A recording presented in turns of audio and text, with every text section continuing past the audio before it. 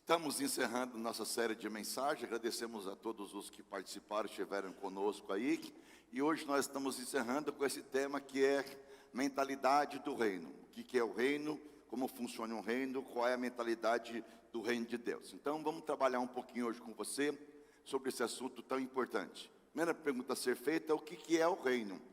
O que é o reino de Deus? Nós vamos ver em Mateus e vamos ver em Lucas, também em Marcos, que às vezes os termos são diferentes, mas que significam a mesma coisa. Reino de Deus, reino dos céus é a mesma coisa. O que é o reino de Deus? O reino de Deus é a totalidade dos pensamentos de Deus para com toda a terra. É o seu desejo soberano do domínio, do controle de Deus sobre a terra.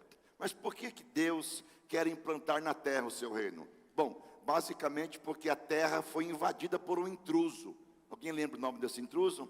Satanás é um intruso nessa terra. Satanás entrou nessa terra e trouxe para essa terra uma grande desgraça, um grande cataclisma, trouxe para essa terra. Nós vamos ver isso em Gênesis 1, vamos colocar um monte de texto aí. Gênesis 1, 1 e 2 e 3. Diz a Bíblia lá: no princípio Deus criou os céus e a terra. No princípio Deus criou os céus e a terra. E vai dizer que a terra era sem forma e vazia. Mas como é que a Bíblia fala que Deus criou no princípio o céu e a terra transformou-se ou ficou sem forma e vazia? Bom, teologicamente a única visão que se tem sobre esse assunto é que quando ou a partir do momento em que Satanás é expulso do céu, porque ele leva consigo 1/3 dos anjos, ele se precipita na terra, ele domina a terra.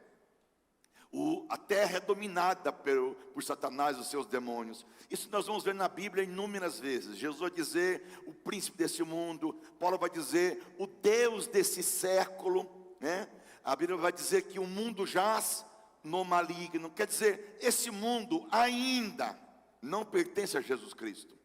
Esse mundo ainda não está debaixo do controle soberano de Jesus Cristo no sentido de ação, operacional. Deus é soberano, ok, mas o controle do mundo não está nas mãos do Senhor. Se estivesse, nós não teríamos tantas coisas e guerras e desgraças como estamos tendo. Mas o mundo jaz do maligno, o Deus desse século domina esse mundo, o Deus desse século cegou os olhos do entendimento, o espírito das trevas domina esse mundo, os príncipes das potestades do ar domina as regiões celestiais, as regiões espirituais.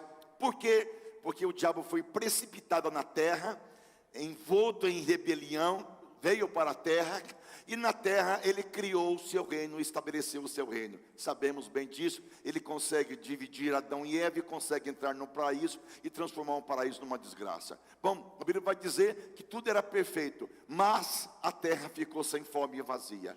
Então Deus teve que criar, ou Deus teve que recriar, porque o inimigo entrou sobre essa terra. Então, o que é o reino? O reino é assim: na terra um intruso tomou conta, na terra o intruso entrou, Satanás é um intruso, ele entrou. E ao entrar na terra, Deus então tem um plano celestial: vou enviar para a terra meu filho amado Jesus, para ele implantar na terra o meu reino. Ele começou isso a partir de um homem chamado Abraão. A dona Estela é também 112 anos de idade, estudou com Martinho Lutero, não vai saber essas coisas. Abraão, Deus começou com Abraão. O que Deus falou para Abraão? Abraão, sai da tua terra, tua parentela, e eu vou dar uma grande terra para você, eu vou abençoar você. Era um reino físico, material, é verdade. Abraão, Isaac, Jacó. Depois de Jacó ele tem os seus filhos, seus 12 filhos, e continua por José, aliás, por José, né? José do Egito, e de José continua por Davi, nos reinos de Israel. Mas o homem falhou, mas o ser humano falhou, o reino nessa terra falhou, o reino se dividiu, foi para o cativeiro, voltou do cativeiro. Então Deus prometeu que haveria de enviar o Messias, o enviado, aquele que haveria de reinar sobre a terra. Israel esperou o Messias, e quando Jesus veio, eles achavam que seria um cara rico, poderoso, vestido magistralmente, que seria um homem de grande talento, ou que seria um homem de muitas riquezas, montado num grande animal para andar pela terra. E quando chega Jesus, era um cara que andava pela Galileia, com os pés sujos de barro, era o filho de um carpinteiro e de uma jovem adolescente. Aí então eles olharam para Jesus, e Jesus não era o líder religioso que eles queriam, porque Jesus não veio para libertar o povo de Israel do tacão de Roma. Jesus veio libertar o seu povo dos seus pecados. Mateus 1:21. E dará à luz a um filho, e chamará o seu nome Jesus, e ele salvará o seu povo dos seus pecados. Mas eles não creram nisso. Ok. O que acontece? Israel rejeita o Messias. E quando rejeita o Messias, Deus escolhe outro povo, tira o reino de Israel e dá o reino para a igreja que somos nós. E aí então, Deus sempre quis, no seu propósito, no seu desejo, implantar sobre a terra o seu reino. Então, se perguntarem para você o que é reino de Deus é a totalidade dos pensamentos de Deus para com toda a terra. Reino de Deus não se restringe à igreja. Igreja não é o reino, igreja faz parte do reino. A minha casa é o reino de Deus. A minha família é o reino de Deus. O meu lar é o reino de Deus. O meu serviço é o reino de Deus.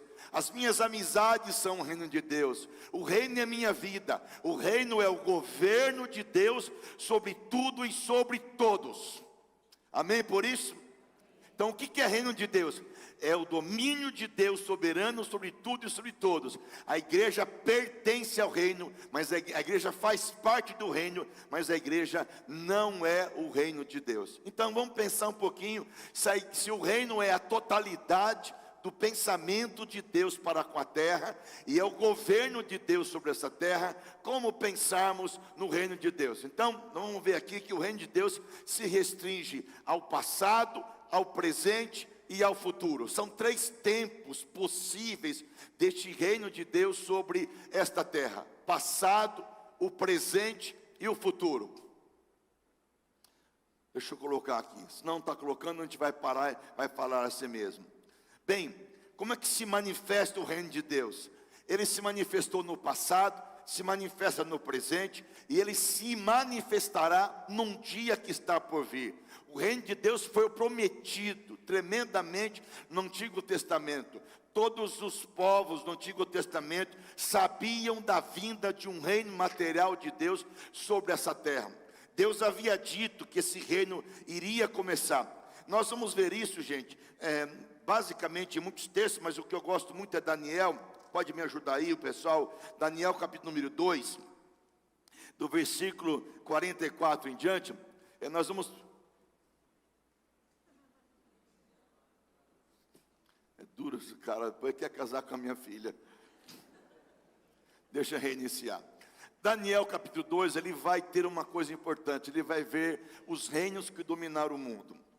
Os reinos que dominaram o mundo. O primeiro reino no mundo foi a Babilônia. Poderosa, invadiu Judá, destruiu Judá. Antes da Babilônia, quem dominou foi a Síria, que destruiu o reino norte, Samaria.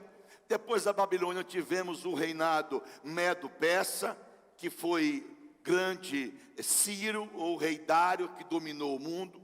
Depois do reino Medo-Persa, tivemos o grego-macedônio, do grande Alexandre o Grande, que dominou também o mundo, até por volta do ano 300 a.C., e depois desse período tivemos o maior império de todos os tempos, que dominou o mundo até o século XII, que foi o Império Romano. O Império Romano dominou o mundo desde antes de Cristo até o século XII, no Oriente, quando o Império Otomano tomou conta do Império Romano no Oriente, e no Ocidente o Império Romano acabou por volta do ano 473. Esses impérios dominaram o mundo. E quando 44. E quando esses impérios dominavam o mundo, Deus veio a Daniel e fez uma promessa. Olha lá, enquanto esses reis estiverem no poder, esses reis, reinos que já falei para vocês, o Deus dos céus estabelecerá um reino que jamais será destruído e conquistado. Ele vai reduzir outros reinos a nada, e esse reino vai permanecer para sempre. Este é o significado da pedra cortada da montanha, não por mãos humanas. Qual foi a pedra cortada da montanha? Porque Daniel teve uma visão de uma grande estátua, cabeça de ouro, peitoral de prata, bronze, barro e ferro. Não é isso mesmo? Que era o Império Romano. Era uma estátua bonita, mas os pés eram de barro, susceptível à queda. Aí Deus diz: eu vou cortar de uma grande pedra, uma pedra de esquina, uma pedra angular. Esta pedra vai ser tirada da montanha, não por mãos humanas. Ela vai despedaçar a estátua de ferro, de bronze, de barro, de prata e de ouro. O grande Deus está mostrando ao rei o que acontecerá no futuro. O que quer dizer isso? Que essa grande pedra é Jesus Cristo. E ele veio à terra e ele destruiu os poderes desse reino. E veio implantar o seu reino sobre a terra. Esse, pode botar o meu PowerPoint. Esse é a promessa do reino passado. Cristo veio como agente de Deus para trazer sobre essa terra a presença do reino. É um reino do passado. Ou seja, é um reino que foi profetizado em tempos atrás. Nós vamos ver na Bíblia isso inúmeras vezes de formas diferentes possíveis. Por exemplo, Atos 1, versículo número 1. Vamos ver esse texto bíblico. Atos 1, 1 vai mostrar a presença desse reino e o começo do reino sobre a terra. Em meu primeiro livro, relatei a você, Teófilo, o livro de Atos e de Lucas, foi escrito a um moço chamado Teófilo. Teófilo, Deus, filho de Deus. Talvez ao povo, ou talvez a um amigo de Lucas, ninguém o sabe. Mas escrevi a você, Teófilo, esse primeiro livro. E escrevi sobre tudo que Jesus começou a fazer. Mas se ele começou a fazer, quem tem que completar essa obra? A igreja somos nós. Pode botar o meu PowerPoint. Ele começou a fazer uma obra e através de nós ele continua executando essa obra. Por isso, o reino é um reino do passado, um reino que haveria de vir. O reino é um reino do presente. Porque em Lucas 10, 19, ele chega aos discípulos e diz o seguinte: eu vos dei poder para pisar serpente e escorpião, e nenhum inimigo vai fazer dano a vocês. E Mateus 28, 18 ao 20, ele disse: eu vos dei autoridade, ide e pregai o evangelho por toda a terra. E é um reino futuro. Primeiro, por causa de tempo eu não vou ler, 1 Coríntios 15, 24, diz que no tempo final, ou no fim de todas as coisas, Jesus vai entregar o reino ao Pai. Vai entregar o reino ao Pai.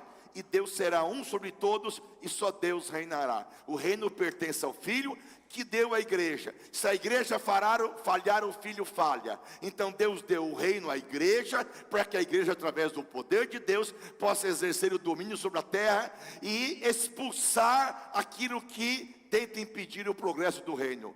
Lucas 12 fala sobre isso, Mateus 12, Mateus 21, 43, e Apocalipse 11, 15 vai dizer o seguinte: os reinos deste mundo vieram ou tornaram-se do Cristo. Quer dizer que os reinos desse mundo ainda não são de Cristo, mas tornar-se-ão dele depois da grande tribulação. Ele vai dominar sobre tudo e sobre todos indistintamente. Então, nós temos a visão do reino de Deus, que é um reino presente, que é um reino poderoso, e é um reino no qual ele começou a fazer o trabalho. Vamos ver aqui Mateus 12, 24 em diante. Quero mostrar para você esse texto que acho que é importante. Quando Jesus começou a implantar o reino sobre a terra, ele falou o seguinte: no entanto, quando os fariseus souberam do milagre, disseram: ele expulsa demônios pelo poder de Beelzebú. Jesus conhecia os pensamentos dele e disse: todo o reino dividido internamente está condenado à destruição. Uma cidade ou família dividida contra si mesmo se desintegra. Se Satanás expulsa Satanás por Satanás, ele está dividido e luta contra si mesmo. Seu reino não sobreviverá. Mas se eu expulso demônios pelo poder de Beelzebú, O que quer dizer dos seus discípulos? Então eles expulsam também por Beelzebul. Mas se eu expulso demônios pelo Espírito de Deus, então o reino de Deus chegou até vocês. Quando é que o reino de Deus chega a algum lugar? Quando você desocupa o território e diz ao diabo: esta família não te pertence, esta vida não te pertence, este corpo não te pertence, desaloja daqui, sai daqui. E quando os Satanás ou os demônios são expulsos, o reino de Deus chega. Então aqui, gente, por favor, só existe dois reinos nesse mundo: ou você pertence a um, ou você pertence a outro. Existe o reino da luz e o reino das trevas. Paulo disse que na nossa conversão nós somos transportados do reino das trevas para o reino da luz. Não tem um reino meio termo. Ou você pertence a Deus ou não pertence a Deus. Ou você é do reino de Deus ou você não é do reino de Deus. E quando você expulsa um demônio, chega numa família, numa casa, e tira Satanás, os seus demônios desse lugar, o reino de Deus está chegando sobre esta vida. Quer dizer o seguinte, que o inimigo domina um certo espaço, e quando você chega lá, e quando nós chegamos na autoridade que Jesus nos deu, Satanás tem que sair, e o reino de Deus é implantado. O reino de Deus não é implantado, irmãos, em si, pode botar meu PowerPoint, em si, em espaços geográficos ou materiais. O reino de Deus é implantado dentro das pessoas. Por isso que Jesus vai dizer em Lucas 17, o reino de Deus está dentro de vós. Ele não vem com aparência exterior, porque os discípulos esperavam um reino e um rei com aparência exterior. Jesus diz, não vem com aparência exterior, não vem. Tanto é que Jesus andava como qualquer pessoa. Tanto é que Jesus se vestia como qualquer pessoa. Não se vestia como os fariseus, como os escribas. Não se vestia como o sacerdote. Ele se vestia como qualquer pessoa de qualquer lugar. Tanto é que quando ele foi traído, e Judas, para beijá-lo, deu um sinal: a quem eu o beijar. Porque ele era tão igual a qualquer um que ninguém poderia discernir no meio do povo Jesus de qualquer outra pessoa. Porque Jesus era simples. O reino de Deus não vem com aparência exterior. O reino de Deus está dentro de vós. É um reino futuro que está. E quando é que esse reino foi consumado? Foi consumado basicamente, gente, em Colossenses capítulo 2, 14 e 15. É aí que o reino de Deus foi consumado, e é aí que nós vamos ouvir Jesus na cruz falar, tetelestai, está consumado, está feito, está completa a obra. O que vai dizer Colossenses 2, 14 e 15? Vai dizer o seguinte: tendo despojado principados e potestades, vós que estava morto, ele cancelou o registro de acusação contra nós, removendo e pregando na cruz. Ele desarmou os governantes e as autoridades espirituais, e ele envergonhou publicamente ao vencer na cruz. O que Jesus fez na cruz? Era o seguinte, gente: no Império Romano, ou no Babilônico, ou no Medo-Persa, ou Greco-Macedônio, quando um rei vencia uma peleja, uma batalha, quando o rei derrotava uma cidade, ou derrotava um povo qualquer, eles pegavam os habitantes da cidade, levavam em praça pública, tiravam a roupa deles, envergonhavam, muitos eram mortos em praça pública, o rei era humilhado em praça pública, e com isso esse novo reino dizia: nós derrotamos esse reino, agora eu vim para reinar. Paulo usa uma estratégia militar para dizer o seguinte, que quando Jesus chegou na cruz, ele cancelou toda a dívida que nós tínhamos, ele destruiu toda a intenção maligna, e o que ele faz? Ele desarmou os principados, os potestades, as autoridades, e envergonhou publicamente e disse: este inimigo de vocês, Satanás e os seus demônios, foram destruídos na cruz do Calvário. Presta atenção nisso. Presta atenção nisso. Nós não temos que vencer o diabo. Ele não gosta que a gente fala sobre isso. Nós não temos que vencer o diabo. Porque Jesus já venceu na cruz do Calvário. Ele já pisou a cabeça da serpente. Ele já destruiu o intento do diabo. Nós não temos que vencer. Nós temos que dizer para o inimigo: você já foi vencido na cruz do Calvário. Então quando o inimigo se manifesta, simplesmente você vai colocar sobre ele a vitória da cruz. Jesus foi lá e cravou na cruz a nossa dívida, o nosso pecado, a nossa culpa, e gritou e bradou: tetelestai, está consumado, completei a obra que tu me deste para realizar. Aleluia, pode aplaudir ao Senhor, Ele é digno, dê glória e louvor ao nome dEle. Gente, o povo de Deus tem que conhecer essa realidade. Se nós não conhecemos essa realidade, nós vamos sofrer por opressão diabólica. Jesus já desarmou. Por favor, põe numa outra versão para mim aí, para ver outros termos que diz. E foi na cruz que Cristo se livrou do poder dos governos e das autoridades espirituais, levando os prisioneiros no seu desfile de vitória. Quer dizer o seguinte, que Satanás, na cruz do Calvário, foi vencido pelo sangue do Cordeiro de Deus. Foi derrotado pela obra de cruz. Por isso que é o seguinte, se eu estou em Cristo Jesus, não estou debaixo de maldição mais, gente. Se eu estou em Cristo Jesus, não estou debaixo do operar do diabo mais, gente. Se o diabo tentar se levantar por engano, eu tenho que dizer para ele o seguinte: em nome de Jesus, desaparece daqui, porque a vitória da cruz foi conquistada para a minha vida, para a minha família e para o meu lar. Amém? Jesus venceu o inimigo na cruz do Calvário. Aleluia. Você tem que dizer glória mesmo e crer nisso e confiar. Então esse é o reino de Deus. Esta é a mentalidade do reino de Deus, passado, presente e futuro. Mas Jesus vai dizer que o reino não cresce com divisão. Em Lucas 11, 17, ele vai dizer: todo o reino dividido internamente está condenado à ruína. Nenhum reino cresce com divisão. Quer dizer o seguinte, gente, que os interesses humanos devem estar abaixo dos interesses do reino de Deus.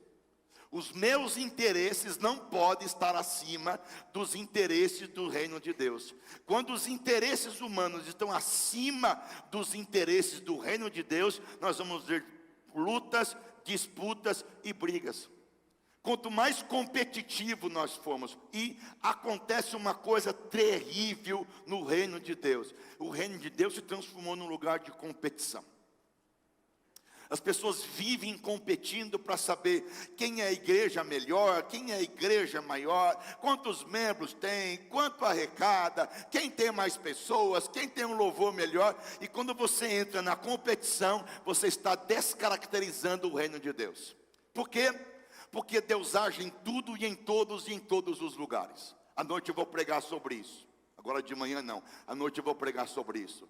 Deus pode usar qualquer coisa, mas não quer dizer que Deus aprove. Deus pode usar até uma igreja, Deus pode usar até uma convenção, Deus pode usar uma denominação, mas não quer dizer que Deus aprove tal conduta. Quanto mais possessivos e competitivos, igreja não é lugar para competir, para saber quem é o melhor, quem é o maior. Igreja é o lugar onde estamos aqui para compartilhar o reino de Deus. O reino de Deus. Lembra de Jesus Cristo? Uma vez os discípulos viram pessoas expulsando demônios, mas não seguiam com eles. E eles falaram assim: nós proibimos essas pessoas de expulsarem demônios, porque eles não fazem parte da igreja farol. Eles são da igreja universal. O que Jesus disse? Ninguém que é por mim é contra mim. Não proíba. Não proíba. Porque às vezes Deus está atuando em outro lugar de uma outra maneira, e eu começo a criticar aquilo sem saber que é Deus que está fazendo aquela obra. Eu posso entender o que Deus faz. Nós somos numa convenção de pastores, de líderes, e nós vimos lá um pastor de Santos que tem uma bateria de samba com 1.004 pessoas, que é a maior bateria de samba do mundo. E ele sai no carnaval em Santos para evangelizar e tocar músicas evangélicas, cantando, pulando, dançando, celebrando, e dezenas e centenas de pessoas se convertem. Ele tem uma casa, como chama a casa que ele tem? Não é Isabel, né? Três Marias, que é uma casa em que ele traz as prostitutas da rua para essa casa, e as mulheres são ali presentes, e são cuidadas, amadas, para ganhar vida nova. Ele faz essa obra. Imagina eu tentar fazer isso em Rio Claro, Carnaval 2024, bloco farol saindo. Minha sogra na frente como porta-bandeira. A Isabel atrás, segunda, Dona Estela, rainha do mar. Iemanjá. Imagina nós fazendo, Eveli, você, imagina nós fazendo uma coisa dessa. Vão criticar a gente, mas a gente critica o que Deus está fazendo no lugar, mas não estamos vendo o que Deus está fazendo aqui naquele lugar, e que Deus é soberano, Ele faz o que quer, quando quer e como quer, porque Deus é Deus. E nós dividimos, e nós começamos a questionar, e nós começamos a ter uma mentalidade de reino dividido. E nenhum lugar onde há divisão. E o que o diabo mais tem feito no Brasil? Criar divisão entre igrejas. Nós vimos agora aqui, gente, ontem aqui, uma cantora evangélica foi morta pelo próprio marido. Mas aí também já fala que a mulher tinha caso com um, com o outro, ninguém sabe o caso como que é. Você imagina isso? O próprio marido que denunciou a ausência dela, que ficou procurando ela, foi o cara que matou a própria mulher evangélica. O reino de Deus é dividido. É dividido. Cada vez mais você vê igreja abrindo, igreja abrindo, igreja abrindo. Tem mais igreja do que Casa Bahia. Igreja abrindo de monte. O reino dividido, né? Pense no que a igreja poderia fazer se fosse unida. Pense no quanto o mundo conheceria Jesus se nós fôssemos unidos de verdade. Pense se nós tivéssemos uma mentalidade do reino. Fazemos para o reino, servimos ao reino. Aí eu não venho em tal culto de homem ou de mulher ou de casal ou de família, porque quem dirige é fulano. Então quando fulano dirige eu não venho. Eu não estou pensando no reino, estou pensando nos meus interesses. Eu não venho no culto domingo à noite, porque quem prega é fulano, eu não gosto do fulano. Eu não estou pensando no reino, estou pensando nos meus interesses. A gente é dividido, a gente tem preferencialismos. A gente não olha dizer, Deus pode usar qualquer um para falar e pregar e fazer aquilo que Ele quer fazer. Pense no que a igreja poderia fazer em toda a terra. A Coca-Cola é conhecida em todo o mundo, o Evangelho ainda não. A Nike está em todos os países do mundo, o Evangelho não. O futebol é conhecido em todo o mundo, o Evangelho não. O Neymar é mais conhecido do que muitas igrejas evangélicas no mundo, mas a igreja não, o reino não. Porque ao invés de nós falarmos do reino e lutarmos pelo reino e vivemos para o reino, a gente prefere falar mal das igrejas do reino de Deus. O que a gente pode pensar com isso? Por favor, Lília, 1 Coríntios 3, de 1 a 9. Vamos ver aqui o que Paulo vai falar sobre o problema que acontecia em Corinto e o problema que acontece conosco nos dias de hoje. Olha o que Paulo vai dizer. Na verdade, irmãos, eu não pude falar com vocês como costumo fazer com as pessoas que têm o Espírito Santo. Eu tive que falar com vocês como se vocês fossem pessoas do mundo, como se fossem crianças na fé. Tive de alimentá-los com leite, não com comida forte, porque vocês não estavam prontos para isso. E não estão prontos ainda, porque vivem como se fossem pessoas deste mundo. Desculpa dizer para você, mas quanta gente vive como se fosse pessoa do mundo? Que não se converteu. Eu digo isso, não se converteu, gente. Tem gente que só tomou banho no batismo, só toma ceia por necessidade, mas não se converteu, gente. Porque vive como se fosse uma pessoa do mundo. Usa roupa como se fosse roupa do mundo. Fala palavrões como pessoas do mundo. Faz negócio como pessoas do mundo. Briga, xinga como pessoas do mundo. A vida aqui é santa e lá fora é perversa. Não se converteu. Tem um velho padrão de viver. Tem uma forma de viver contaminada pelo pecado e pelo mundo. Ainda continua vivendo a mentalidade do mundo e não do reino de Deus. Quando existem ciúmes, outra coisa, quando é que o reino não cresce? Ciúme. Tem gente que tem ciúme do microfone que canta. Aqui não, graças a Deus. Tem ciúme do violão que toca, do teclado que toca. É meu teclado, é meu violão. Todo o reino dividido contra si não prevalecerá. Qual é a mentalidade do ministério do reino de Deus? Primeiro, Deus está agindo em lugares diferentes, de maneiras diferentes. Nós estávamos lá na igreja da cidade, em São José dos Campos, irmãos. Tinha um cara que tem um ônibus, que ele passa pelo Brasil inteiro, evangelizando pessoas e curando os enfermos. Não acho muito interessante, mas o cara faz isso. Quando ele saiu do templo e passou por um corredor perto do banheiro, tinha um monte de gente. A pessoa pediu que ele orasse com as pessoas. Ele colocou a mão, levantou a mão e fez uma oração. Quem estava lá? Só a Soninha estava lá. Oi? O que aconteceu, cara, aquele povo? Caiu todo mundo no chão, rolando no chão. Eu passei depois disso, eu via gente na livraria, deitada no chão, chorando, adorando ao Senhor. Eu disse, que coisa esquisita. É coisa esquisita, mas Deus faz coisas esquisitas. Quem sou eu para criticar isso? Quem sou eu para criticar o que eu não entendo? Às vezes eu critico porque Deus não me usa dessa maneira. Então eu critico o que eu não entendo, e eu tenho um problema sério com isso, porque eu estou criticando às vezes o que Deus está fazendo, e estou me levantando contra o que Deus está fazendo nesse reino. Eu não vou criticar o que eu não entendo. Segundo, o ministério com mentalidade do reino não pensa apenas na igreja, ele se empenha para o ministério do reino. Do reino. Ah, se abriu igreja A, B ou C, quem sou eu para dizer que não vai prosperar? Não sou ninguém. Deus é Senhor, Deus é absoluto, Deus é soberano. A igreja universal, bom, tem todas as suas objeções, mas quantas pessoas foram salvas na igreja universal?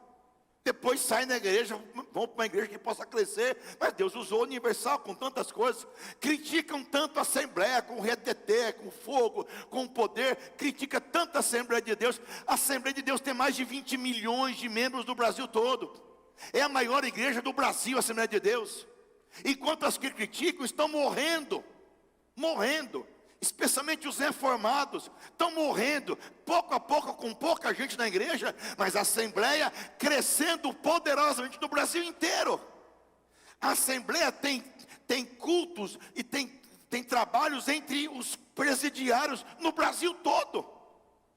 E essas igrejas reformadas, cheias de teoria, cheias de teologia, achando que são igrejas maravilhosas e poderosas, não faz nada para evangelizar. Quem sou eu para criticar? Na tribo, nos ribeirinhas da Amazônia, quanta igreja Assembleia de Deus em casas de tábua, em casa de pau a pique, pregando o evangelho em qualquer lugar do Brasil. Terceiro, mentalidade do reino não tem a ver com nomes, com títulos, com igrejas, tem a ver com Jesus. Títulos foram dados pelos homens, não tem a ver com título, não tem a ver com nome de homem, nome de pessoa. Eu tenho igreja no Brasil por aí, que na frente tem a foto do apóstolo. A igreja é do apóstolo ou é de Cristo? É do apóstolo ou é de Cristo? Não, é de Cristo. Aliás, igreja não é isto. Igreja são pessoas. Vocês são a igreja. Quando nós nos reunimos, nós somos a igreja de Deus. Porque se amanhã vender isso e vier aqui o Examine para examinar isso, vai criar aqui um mercado. Vai fazer qualquer coisa. Vai fazer um Pantoja, vai fazer um Savenhago, um mercado. E aqui virou qualquer outra coisa.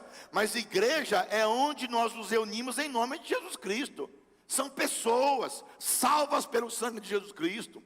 Tudo é para Ele, porque dele, por Ele, para Ele são todas as coisas. Glória, pois, a Ele eternamente, amém. Quarto, você desenvolve parcerias no reino de Deus. Quanto mais você abençoa outros, mais abençoado será. Quantos pastores de Rio Claro me procuram, porque querem uma coisa emprestada, vão fazer uma festa caipira, me pede a barraca emprestada, me pede uma coisa, outra, e nós emprestamos. Sem nenhum problema. Emprestamos som, emprestamos microfone, nós emprestamos, não cobramos nada. E por que fazemos isso? Porque fazemos para o reino de Deus. Ponto.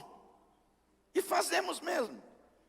Emprestamos o templo ou alugamos o templo para formatura, tanto do adventista como da escola. Nós fazemos, e o templo é usado para isso. E fazemos por quê? Porque colocamos as dependências da igreja para o reino de Deus. O ministério egoísta e competitivo nunca vai prosperar. Qual que é a condição para um ministério prosperar? Mateus 15, 13, Jesus disse: Ele, porém, respondendo, disse: toda planta que meu pai não plantou será arrancada. Quando é que eu sei que uma igreja vai ter prosperidade, crescimento e vitória? Se foi Deus que plantou essa pessoa, essa planta, esse ministério. Porque alguém que inventa um ministério, inventa uma igreja, ou inventa qualquer coisa que Deus não colocou, não vai prosperar.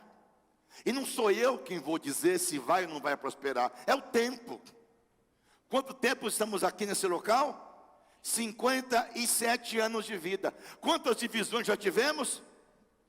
Dezenas, e estamos de pé. E as portas do inferno não prevaleceram contra essa igreja, porque sabemos que foi Deus que colocou essa igreja nesse lugar. Não só aqui, mas outras de Rio Claro. Então toda planta que o pai não plantou não vai prosperar. Ou melhor, todo programa, todo trabalho, toda invenção, tudo que a gente intentar fazer que não nasceu no coração de Deus, não vai prosperar. Se eu inventar aqui, irmão, vamos fazer uma campanha no carnaval, sair no carnaval com uma coisa qualquer, evangelizando no carnaval, mas Deus não me mandou, eu fiz isso porque eu achei que o outro fez, deu certo. Se Deus não me mandar fazer isso, se Deus não colocou no meu coração isso, vai ser fracasso. Porque o sucesso está em gente fazer o que Deus quer que a gente faça. O sucesso não é fazer o que eu acho que eu tenho que fazer. O sucesso é fazer o que Deus quer que eu faça. Porque o sucesso está dentro da vontade de Deus. Vamos ver o conselho do Gamaliel. Foram para Gamaliel, que foi o cara que era um príncipe, era um líder fariseu. Foram para Gamaliel para que ele desse um conselho sobre movimentos no tempo de Paulo. Ele disse: portanto, o meu conselho é que deixem esses homens em paz e os soltem. Se o que planeja e fazem é humano, serão frustrados. Mas se é de Deus, vocês não serão capazes de impedi-los. Pode até acontecer de que vocês acabem lutando contra Deus. Tem um movimento aí, tem uma coisa aí, um negócio para lá. Não vou criticar. Se é de Deus, permanece. Se não é de Deus... Aqui o pessoal, quando eu vim para Rio Claro, logo depois de algum tempo, essa igreja se dividiu. Eu estava no refeitório, pastor Ernesto Nini me dando conselhos, e ele disse para mim assim: Nilson, se isto que aconteceu nessa igreja, e essa divisão que aconteceu, foi de Deus, vai prosperar. Se não for de Deus, em pouco tempo isso acaba. O que aconteceu? Daquela igreja saiu outra igreja, outra igreja, e o que aconteceu? Tudo acabou. Sabe por quê? Porque o ser humano quer abrir igreja, mas não quer saber se Deus quer que se abra igreja. Então, se é de Deus, é de Deus. Se não é de Deus, Deus sabe o que faz. A obra é de Deus. Eu não sou Deus. Minha preocupação e meu zelo tem que ser com a igreja na qual eu pastoreio. A igreja do outro é a igreja do outro. Você viu lá o que acontece em tal igreja? Não vi, não quero saber, não estou afim de saber. Lá é outra igreja, é outro povo. Eles não perguntaram para mim, não pediram minha opinião. Não vou chegar e falar de uma coisa que eu não sei. Deus sabe, Ele sabe, Deus sabe todas as coisas. Mas eu não vou lutar contra o reino de Deus. Outra coisa, ao conselho de John Wesley, pai do metodismo: faça todo o bem que puder, por todos os meios possíveis, de todas as maneiras que puder, em todos os lugares que puder, em todos os momentos que puder, e para todas as pessoas que puder, e enquanto puder. Coisa linda, vamos ler junto? 1, 2, 3 e... faça todo o bem que puder, por todos os meios possíveis, de todas as maneiras que puder, em todos os lugares que puder, em todos os momentos que puder, para todas as pessoas que puder, e enquanto puder.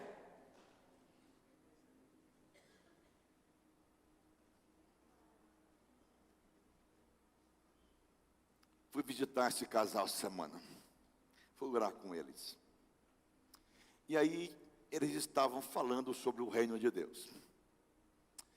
E o que esse homem estava falando? que depois de quase 2 meses internado, com a cirurgia de arrancar todo o câncer, toda a dificuldade, todos os drenos dele, ele ouvia do seu lado um homem gritando e gemendo o dia inteiro sem parar. Ele não aguentava mais ouvir o homem gritar o tempo todo sem parar. E ele, olhando para isso, parou, e o Espírito Santo disse: eu estou quebrantando você, para você olhar para o outro e perceber que o outro pode ter a paz que você tem. Ele começou a orar para aquele homem. E aquele homem, depois de alguns dias, saiu e voltou para a sua cidade. Ele começou a chorar e disse: Deus está quebrando o meu orgulho e fazendo eu entender que não sou melhor do que ninguém. A sua mulher comprou um pacote de bombom. E toda enfermeira que vinha cuidar dele, o que ela fazia? Dava um bombom para a enfermeira. Todos os dias uma enfermeira ganhava um bombom dessa mulher. E todos os dias ela estava orando por todas as pessoas onde ela estava, na UTI, em qualquer lugar. Essa mulher estava servindo o reino de Deus. Não estava servindo a igreja Farol, nem ao pastor Nilson. A mentalidade de reino me faz sair das 4 paredes e entender que o reino não é isto. O reino é tudo o que Deus quer, em todos os lugares, em todos os cantos, para todas as pessoas. Servindo ao reino de Deus, mesmo em meio à dor.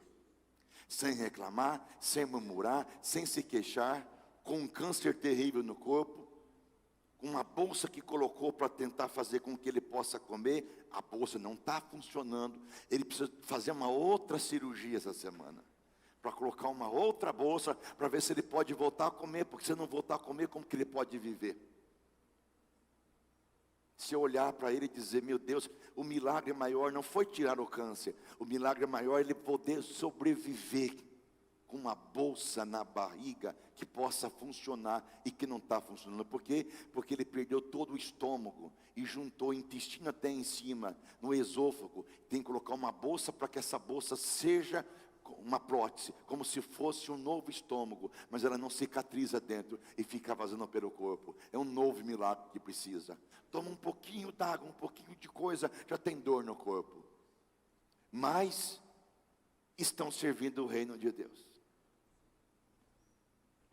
E nós?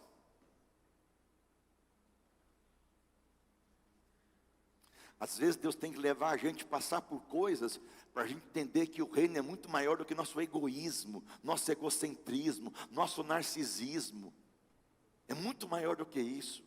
Reino é tudo o que Deus pensa para salvar todas as pessoas possíveis em toda a terra. Conselho de Paulo. Paulo vai dizer: é verdade que alguns pregam a Cristo por... Você acha que hoje em dia tem gente que prega a Cristo por inveja? Ou por rivalidade? Quem tem a igreja maior? Quem tem o culto melhor? Quem tem maior dízimo? Quem tem maior número de carros nos estacionamentos? Um dia desse um pastor me perguntou: quanto sua igreja arrecada por mês? Eu disse: sabe, cara, que só Deus sabe. Porque a pessoa está interessada em saber quantos membros você tem, quanto você arrecada, quantas pessoas participam. Mas eu vou te perguntar: isso é importante? Será que onde tem 2 ou 3, ou uma igreja com 15 pessoas, não é tão importante de uma igreja que tem 1000 pessoas? Será que Cristo não morreu com uma igrejinha de favela, uma igrejinha de rocinha, uma igrejinha qualquer que tenha 15 pessoas e uma velhinha, um velhinho presente? Será que Deus não morreu por essas pessoas? Então quem é que pode dizer que aquela igreja é melhor do que essa igreja? Não, ninguém pode dizer isso. Porque onde tiver um coração vazio, ali está o centro do evangelho. E às vezes uma igreja com 1000 pessoas, cheia de pessoas, está cheia de pessoas com coração cheio, ou que se acham cheios e não tem um coração vazio. Eu já preguei em igrejas que na hora do ofertório você ouvia a moedinha cair, moedinha caindo, moedinha. Acabou o culto, o pastor veio me dar uma oferta com várias moedinhas. Eu disse: não, por favor, fique com a sua igreja essa moedinha. Hoje em dia, qualquer pregador famoso do Brasil é R$100, é R$70, é R$200, é R$50, ou encontro de casal, mínimo R$70 mil. A igreja virou um negócio. Onde está o reino de Deus? De graça recebei, de graça dai. Mas você não cobra, Nilson? Nunca cobrei, nunca vou cobrar. Se me dão oferta, amém. Se não me dão oferta, não tem. Eu fui para o Rio de Janeiro com 15 pessoas. Nós fomos pregar no Rio de Janeiro, num lugar terrível. Uma igreja bonitinha, mas um lugar horrível. Quando você pregava, as baratas voavam no meio do povo. Estava o louvor cantando, as baratas vinha. A Ana Carolina, a minha mulher, olhava aquela barata vinha. E a gente tinha que arrancar sapato e matar barata. Um lugar horrível, um lugar, eu dizia, se tem um inferno, esse lugar é o inferno. Mas construir uma igreja num lugar do inferno. Eu fui pregar lá, eu preguei sexta, eu preguei sábado e eu preguei domingo à noite. Quando acabou o culto, bom, agora temos que voltar, fomos com uma van. Eu espero que a gente receba oferta para pelo menos pagar a van, que era R$600. E vamos lá. E quando acabou o culto, o pastor me cumprimentou. E eu fiquei esperando um pouquinho mais, quem sabe ele vai me dar uma oferta. E fiquei ali com ele, fiquei embaçando. Ele me deu um abraço, me deu parabéns, orou por mim e tal. E virou as costas, foi embora. E a Carla perguntou, temos que pagar a van. Disse, só Jesus sabe como eu vou pagar a van. Não recebi um centavo. Um centavo. Voltamos do Rio de Janeiro naquela noite para chegar às 7 horas da manhã para trabalhar no dia seguinte. O Ricardinho foi comigo. Voltamos. A noite inteira naquela van, o pessoal cantando, orando, e o cara da van abastecendo. E eu disse, cara, que eu vou te repor. Eu vou te repor, eu vou te repor. Cheguei aqui e falei, cara, não recebi nada. Disse, pastor do céu, e agora? Eu disse, agora digo eu. Era uma segunda-feira. Eu disse, eu vou arrumar isso para você. Segunda-feira, um irmão da igreja me ligou e disse, você pode passar aqui em casa? Eu passei, chegou lá e disse, Deus mandou dar para você uma oferta, R$1.000. R$1.000.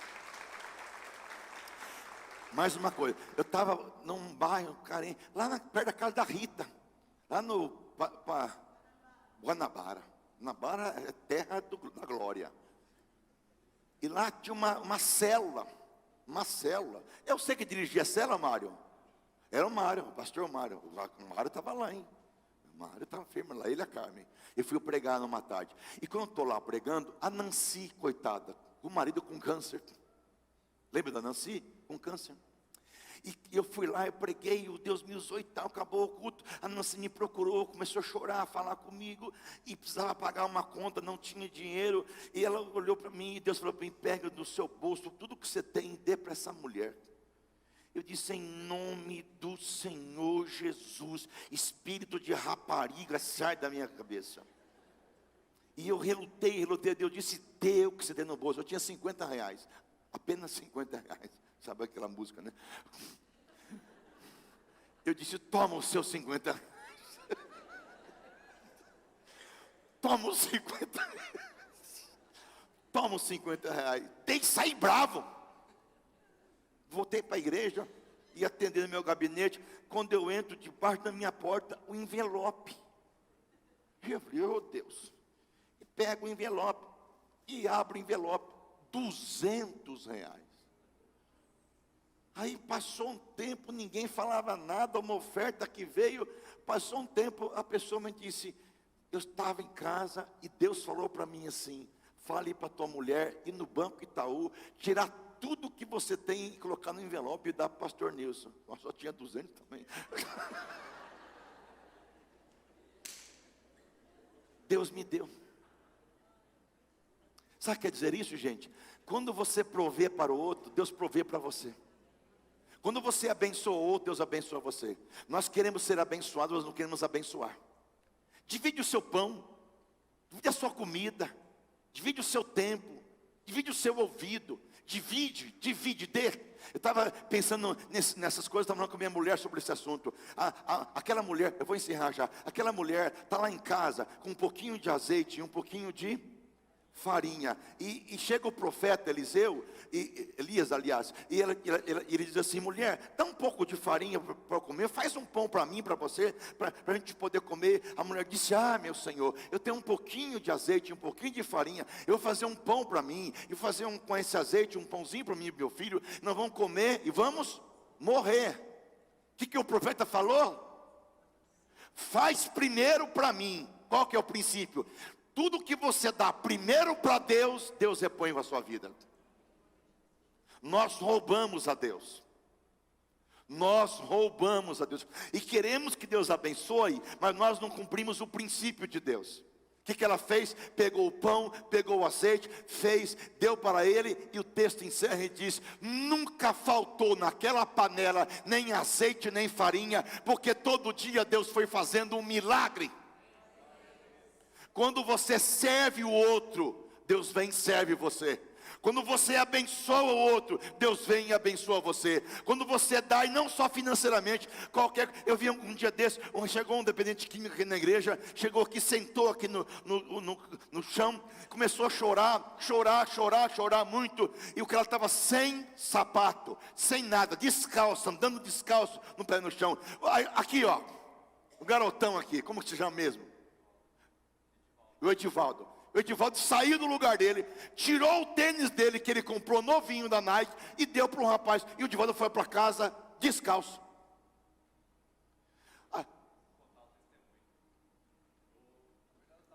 Vem cá. Vamos contar porque é para... Sobe aqui, filho. É um menino simples, mas é um menino que teme ao Senhor de tal maneira, gente. Um menino de Deus mesmo.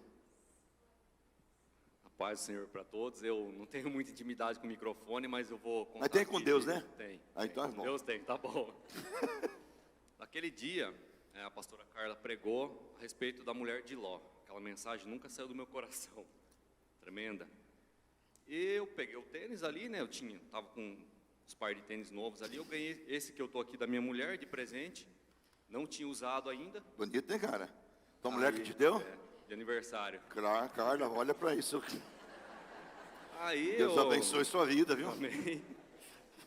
Aí eu senti no coração de pegar aquele tênis que eu tava. E eu peguei o tênis ali, coloquei no pé e vim para a igreja. Vim. Um culto normal, sentei ali do lado, né? Por causa do ar, estava muito gelado, dor de cabeça. Velho. Aí o rapaz entrou aqui, né? O pastor contou tudo e eu senti o Espírito Santo falando comigo: vai lá na frente e dá o tênis para ele. Cara, eu olhei para todo mundo assim e falei: ah, pai, eu não vou não. Eu não vou não. Eu não vou. Aí eu vi que os irmãos que estavam consolando o rapaz aqui, falei: ah, Senhor, eu vou embora. Eu dei um passo, pensei: puxa, que covarde que eu sou, cara. Deus mandou, eu não vou fazer. Falei: não, eu vou fazer. Eu vou lá e vou dar meu tênis. Aí eu chamei o pastor porque ele não queria receber o tênis. Ele falou: não, Deus mandou eu te dar o tênis. E eu vou te dar, o tênis é novinho, tá? É novinho o tênis. A meia também é novinha. Pega e até a meia ele deu. E vem para a casa do Senhor, que o Senhor está restaurando a sua vida, né? E eu fui embora, contei para minha mulher falou assim: nossa, deu o tênis. Eu falei: eu dei o tênis.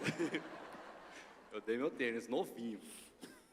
Passou acho que 2 semanas. Eu ia contar para você, mas acabei esquecendo. Eu trabalho na Tigre, sou mecânico. Eu fiz uma melhoria numa máquina lá, coisa muito simples. Um outro amigo que trabalhava lá, saiu, né? Hoje trabalha na Delta. E ele falou: cara, eu vou colocar isso aqui como melhoria e eu vou passar pro Rafael. Eu falei: cara, esquece, eu nem quero. Eu bati foto, mandei para ele, apaguei do meu celular. Falei: ó, deixa isso aí que eu não quero nem saber. Arrumou, esquece. Passou um tempo, né? Depois daquele dia que eu vim na igreja, passou umas 2 semanas, aí meu técnico lá falou assim: ó, vai numa reunião lá, que vai ter algumas pessoas, né? Eu falei: ah, beleza, vou. No final da tarde, fui. Aí tá todo mundo se apresentando lá. Ele falou: ah, agora a gente vai apresentar um quadro aqui conectando ideias, né? De algumas pessoas que deram ideias, fizeram melhorias aqui. Aí a última foi a que eu e o rapaz tinha feito, só que como ele já tinha saído da Tigre, glória a Deus. Eu falei assim, peraí, mas eu pensei comigo: cara, fui eu que fiz isso aí, cara. E eu falei: o que será que vai acontecer? Aí me chamaram na frente, tudo, ganhei um cartão, né? Um cartão lá com valor em dinheiro. Aí eu cheguei em casa, falei para minha mulher, aí a gente saiu, depois eu baixei o aplicativo para desbloquear, coloquei a senha. Quando eu fui ver, era o valor do tênis que eu tinha comprado.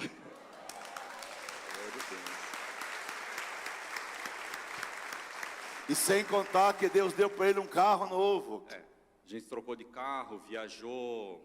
Deus tem feito muitas coisas na nossa vida, né? Tem um ministério aqui que é do Manassés. Eu não conheço o pastor Robson, o Daniel, eu não conheço, mas eu abençoo o ministério. Não ia contar, mas é um testemunho de vida, né? E é importante para edificar a igreja também. Um dia eu estava trabalhando, conheci, não foi através da igreja, foi através de um amigo que é conhecido do pastor Robson, que falou para mim. Um dia eu estava aqui, o pastor estava pregando, e o Espírito Santo tocou no meu coração, ó, abençoa a minha obra. Aí eu fiquei com aquilo na cabeça, pensando, o que eu vou fazer? Aí eu conversando com um rapaz, com o Luciano falou, peraí que eu tenho um irmão aqui que está precisando de ajuda, rapaz, e trabalha com dependente químico, e Deus faz uma obra lá, mas é pouca gente que abençoa. Isso acho que foi em 2018 ou 2019, eu não vou lembrar muito bem a data. Desde aquele tempo ali a gente tem abençoado, todos os meses ali que eu posso, eu envio, né, uma contribuição para o pastor, e Deus tem abençoado a vida da gente grandemente, vocês fazem ideia. Que bom. Não tem faltado, Deus tem provido aí, a gente, um dia quebrou o carro lá, a gente voltando, Deus abençoou. Cara, tem coisas assim que Deus fez na nossa vida que não tem como explicar. A moto lá que eu comprei, cara, a gente comprou aquela moto, sabe? Deus fez tanta coisa, se for contar, não dá para ficar falando. Aplausos para Jesus. Fique em pé, Janete. Fique em pé, Janete. Ouça o pastor falar. Ipalabalatia. Essa moça aí, nós fomos sexta-feira tomar um café com ela, inaugurar mais uma parte da empresa dela. Tempo atrás fomos lá, era só um mato. Ela construiu, ela vende o seu produto e agora inaugurou uma parte comercial no seu produto. Tudo bênção de Deus sobre a sua vida. Porque tudo que ela faz, ela pensa no reino de Deus. Pode sentar, minha querida. Gente, eu preciso concluir com você isso. Que se eu faço alguma coisa sem inveja, sem rivalidade, Paulo vai dizer que outros fazem de boa vontade. Há 3 maneiras de você fazer a obra de Deus. Ou por ciúme, ou por inveja, por rivalidade, ou por boa vontade. Boa vontade. Sem esperar nada em troca. Paulo vai dizer, estes fazem por amor, sabendo que aqui me encontro, Paulo está preso. Aqueles que pregam a Cristo por ambição egoísta, sem sinceridade, pensando no que me pode trazer sofrimento. Paulo vai dizer, importa é que Cristo seja pregado. Aí eu vou dizer uma coisa para você. Ah, mas a igreja fulano de tal tem tanta coisa errada. É verdade, sim, tem muita igreja com coisa errada. Mas Deus usa aquela igreja para ganhar almas. E não porque Deus apoia ou aprova o que o pastor faz, mas porque Deus vê que ali tem pessoas com coração sinceros. Você precisa colocar na sua cabeça, gente. Deus não usa a gente porque a gente é perfeito. Deus usa a gente apesar de nós. Mas porque no meio do povo tem muita gente com coração sincero. E eu vou dizer mais uma coisa para vocês, não fica brava comigo não. A pessoa chega diante de uma imagem, às vezes, e pede uma cura, um milagre, e o milagre vem. A pessoa é tão sincera com a sua fé em Deus, que Deus acaba fazendo um milagre. Mas como que eu entendo isso? Eu não sei entender, porque as coisas de Deus são incompreensíveis. Mas a fé daquela pessoa, a sinceridade é tão grande, que Deus opera porque ela tem uma fé sincera. E quem sou eu para julgar essa pessoa e essa coisa? Ninguém. Mais uma coisa que eu preciso falar para você. Não é porque alguém não congrega com a gente que você tem que odiar. Há pessoas que saem do nosso meio, que vão para outra igreja, porque preferem outra igreja, ou por motivo A, B ou C, continue amando. Eu vejo gente, às vezes, na cidade, que está em outra igreja, passa perto da gente, nem cumprimenta a gente como se a gente fosse leproso. Mas, poxa, mas o reino de Deus, e pior que a gente vai morar no céu ainda por cima. Por que uma coisa dessa? Porque não pode chegar, cumprimentar, oi, tudo bem, paz do Senhor, ou paz de Deus. Pode não ter intimidade, pode não ter mais confiança, mas tem respeito. Fulano saiu da igreja para outra igreja, ok, a vida da pessoa, cada um é livre, a igreja é livre, as pessoas são livres, amados. Não é motivo de odiar, que Deus abençoe. Se quebrar a cabeça, de quem que é o problema? Dele, não é meu. Aí eu vejo alguém que era da igreja, num cumprimento, porque agora foi para o aniversário, porque foi para a presbiteriana, porque foi para a batista, foi para a assembleia, foi para não sei o que lá. Não, é irmão em Cristo. Não tem a mesma fé minha, não tem a mesma ideologia que eu tenho, mas é um irmão em Cristo, que crê em Jesus Cristo. Glória a Deus, cumprimente, paz do Senhor, paz de Deus, paz, graça e paz, graça e paz, paz e graça. Bom dia, boa tarde ou boa noite. E a vida segue. Quem pode entender? Para que odiar? O diabo quer que a gente fique odiando. Não. Ame. Ore. Abençoe. Ah, mas fez coisa errada. Se fez coisa errada, vai ter que pagar a coisa errada. Se saiu e dividiu, semeou, vai colher. E não sou eu que desejo mal, porque cada um sabe o que faz na vida. Está me entendendo? Não tenho controle sobre isso. A gente vê coisa errada, vai assim, nossa, mas como que pode funcionar uma igreja com tanta coisa errada? Não é meu problema isso. É problema de Deus, não é meu problema. O evangelho é de Deus, não é meu evangelho. A igreja é de Deus, não é minha igreja. Amém? Amém. Conclusão: quanto mais possessivos e competitivos formos, mais divididos nos tornamos. Por que somos divididos? Porque somos competitivos. Olha, gente, aqui 5 pregadores pregaram. Abimael pregou, foi uma bênção. Richard pregou, foi uma bênção. Auro pregou, foi uma bênção. Cacá, foi um dos melhores, pregou, foi uma bênção. Mateus pregou, até Estela elogiou Mateus. Vai cair fogo do céu. Você sabe que ali não é fácil. Todos pregaram. Foi bênção? Foi. Você fica com dor de cotovelo, Nilson? Não. Você fica com inveja, Nilson? Não. Eu celebro. Eu celebro. Sabe por que eu celebro? Porque Deus está usando quem quer, como quer, para fazer o seu reino. Moisés vem pregar aqui de quarta-feira à noite e traz profecias bíblicas e tremendas. Trouxe aqui para André uma profecia maravilhosa. Ela anotou tudo, Deus cumpriu tintim por tintim. Moisés vem aqui pregar e Deus revelou uma moça. E Deus disse para aquela moça que ela teria um filho até 1 ano. Ela veio aqui para o culto e trouxe o bebê no braço. A mulher era estéril. Eu fico com inveja porque Deus usa o Moisés? Não. Eu digo glória a Deus porque Deus usa o que quer, como quer e quando quer. Eu só não dou púlpito para falso, para mentiroso, para enganoso, para ladrão. Eu não dou púlpito mesmo. Mas para esses eu invisto. E eu fico triste com isso? Não, senhores. Richard fez um musical de Natal maravilhoso, lindo, bonito. A EBF foi majestosa. Você fez alguma coisa, Nilson? Não, eu servi suco, eu servi coisa, eu servi lanche, eu fiquei servindo lá fora e orando. Não fiz nada. EBF, parabéns. Glória a Deus pela EBF. Não é porque eu não faço que eu não posso cooperar e participar. Isso é falta de entendimento do que é reino de Deus.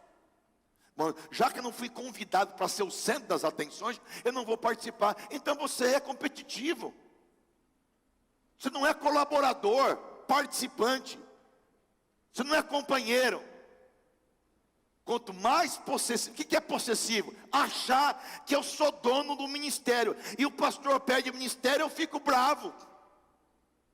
Por quê? Porque eu acho que eu sou dono do ministério. Ninguém é dono de nada. Ninguém é dono de nada. Nós somos servos. Segundo, quem tem a mentalidade de reino falará bem de outras igrejas e não lutará para destruir nenhum ministério. Terceiro, o ministério com mentalidade de reino é generoso. Ele abençoa. Olha os exemplos aqui. Aprenda isso. Se Deus tocou no coração seu de abençoar alguém, vai lá e abençoa. Aí eu senti no coração de dar um pão para a Sônia, dar um pão para o Cesário, ou de abençoar meu irmão do lado, ou de orar com alguém. Faça isso. Quanto mais você abençoar o outro, mais abençoado você será. E quanto mais você cerrar a mão para abençoar o outro, a Bíblia diz o seguinte: aquele que tapa o ouvido ao clamor do pobre, clamará e não será ouvido. Aquele que tapa o ouvido para o clamor do pobre. Por que Deus não me abençoa? Porque você não abençoa ninguém. Aí eu tenho um monte de dinheiro, estou guardando, tenho R$1 milhão, estou guardando para um dia se precisar fazer uma cirurgia, uma doença qualquer, eu vou lá. Você está guardando dinheiro para doença. Conclusão: tudo o que Deus dá é para ser partilhado. O que guardamos para nós morre e o que partilhamos cresce. E finalmente, igreja com mentalidade do reino dizem assim: o que eu posso fazer para ajudar? O que eu posso fazer para ajudar? Ah, vai ter uma EBF, como que eu posso contribuir para esse EBF? Vai ter um musical de Natal, como que eu posso contribuir para fazer um musical de Natal mais bonito? Oi? Tem um almoço na igreja para arrecadar dinheiro, tem uma festa caipira. Mas tem uma festa, eu não vou nem sexta, nem sábado, nem domingo. Por quê? Porque não concordo com festa caipira. Mas faz festa de Halloween. Eu vi um monte de crente, eu até parei de seguir na rede social, um monte de crente colocando um monte de enfeite de rede de Halloween. E crente na frente da casa, com bruxa na frente da casa, e com criança enforcada e com sangue. Isso é ignorância ou é burrice, ou não se converteu na vida. Isso sim que eu tenho que dizer não. O que eu posso contribuir? Como que eu posso contribuir? O berçário está precisando de ajuda, mas eu vou desperdiçar o meu talento no berçário? Pois é, quem começa de baixo para cima. Mas o meu lugar é no púlpito, eu tenho uma unção de pregador, só que ninguém tem unção de ouvinte. Eu quero cantar, porque quando eu canto, a glória desce, A gente é soberba, a gente é orgulhoso, a gente é prepotente, a gente tem que descer o degrau abaixo, a gente tem que se humilhar e dizer o que eu posso fazer, como que eu posso contribuir, como que eu posso colaborar. Se a tua mentalidade for essa, você está na mentalidade do reino. Se não for esta, meu irmão, me perdoe, você não vai prosperar nunca em sua vida. Nós vendemos as marmitas para nosso almoço de hoje. Quarta-feira à noite o Richard chegou, estava muito devagar, disse: e aí, Richard, contou quase 100 almoços hoje pela manhã. E só uma pessoa comprou 40 marmitas para nós darmos aos mendigos de rua. E essa pessoa que comprou 40 marmitas, são R$1.200. Que Deus abençoe ela, que ela tenha bênção sem fim. Porque quanto mais você... Eu não consigo comprar 40 marmitas para dar para mendigo de rua. Compre uma. Eu não consigo dar um carro para alguém que precisa. Dê o tênis. Quanto mais você retém, mais você perde. Quanto mais você abençoa, mais você é abençoado. Em todos os sentidos. Que Deus abençoe e que nós tenhamos uma mentalidade do reino. Quando você começar a querer criticar qualquer movimento e qualquer coisa, diga: não compete a mim, eu não sou juiz. Me chega às vezes a mim coisas, eu digo: não compete a mim, não é meu, ou como digo assim, isso não me pertence, não vou dar opinião, isso é problema dos outros, eu tenho que lidar com os meus problemas, com a minha casa, com o meu lar, com minhas filhas, meu filho, minha mulher e a igreja na qual Deus me deu. O resto não compete a mim, não vou fazer isso. Cada um é cada um. Amém? Tenha mentalidade do reino e seja próspero. Em nome de Jesus. Até a noite.